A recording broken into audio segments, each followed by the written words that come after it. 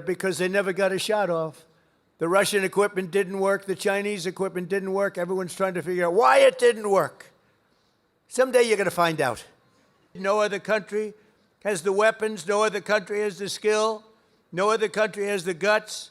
And no other country has the extraordinary warriors that we have. We have the best warriors in the world. Because you can have the greatest equipment, but if you don't have the warriors, the equipment doesn't mean much.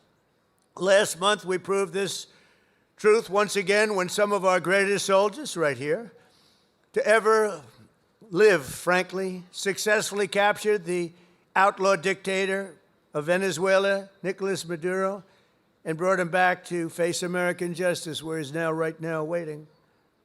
And that was an amazing night. People saw that. They've never seen anything like it. You know, it's a pretty military country. It was a big base, one of the biggest bases in South America, where he lived. And it was in a matter of minutes before he was on a helicopter being taken out of there. They had to go through steel doors. The steels were like, it was like paper mache. You know what paper mache is? That's weak paper. These guys blasted through every door. They got up to him before he got to the big safe, but that wouldn't have worked either because they had equipment that was going to knock that out in a matter of minutes. But he never got there. It went so fast. Think of it, in a matter of minutes, when people realize what happened, they're looking up and there's the helicopter heading back to aircraft carriers. So that night, the entire world saw what the full military might of the U.S. military is capable of. And that was an unbelievable operation, but that was a smaller operation. But it was so precise, so incredible. Nobody thought a thing like that could happen. They even talk about the discombobulator because they never got a shot off. The Russian equipment didn't work. The Chinese equipment didn't work. Everyone's trying to figure out why it didn't work. Someday you're going to find out. But it didn't work. It's nice when you can fly in and not get shot at.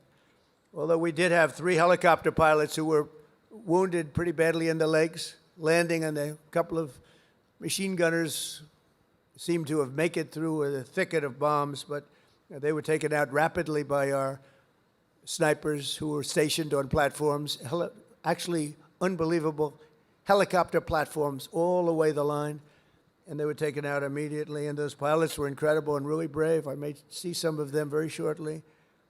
They were hit pretty bad in the legs.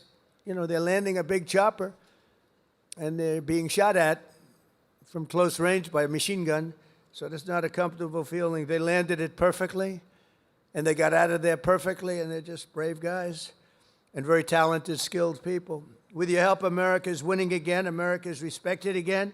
And perhaps most importantly, we are feared by the enemies all over the globe. They fear us. And, you know, I don't like to say fear, but sometimes you have to have fear because that's the only thing that really will get the situation taken care of. We have a situation right now where we sent a very big carrier group to Iran.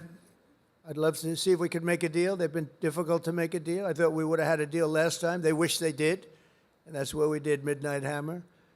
But with the restored strength and the tremendous power that we've now built up over the last number of years, even though there was an interlude with Biden, who is the worst president in the history of our country.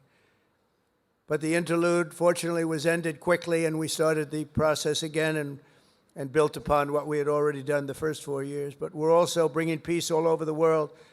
I ended 8 wars in just 10 months. 8 wars are ended. And we have a couple of more to go, but one in particular, Russia-Ukraine. It's a mess. It's a horrible thing. And I think we'll get there. It takes 2 to tango. You have to remember that. And we have to get there. Tremendous casualties, number of casualties. There's a war that if we were involved in that war, it would have been over very quickly and effectively, but we're not, fortunately. Subscribe to One India and never miss an update. Download the One India app now.